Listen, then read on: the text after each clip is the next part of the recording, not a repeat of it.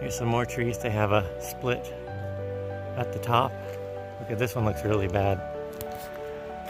Pretty incredible.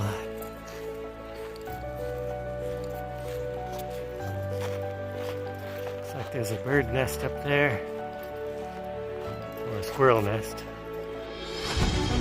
Oh, that tree is huge. Wow. This is just incredible.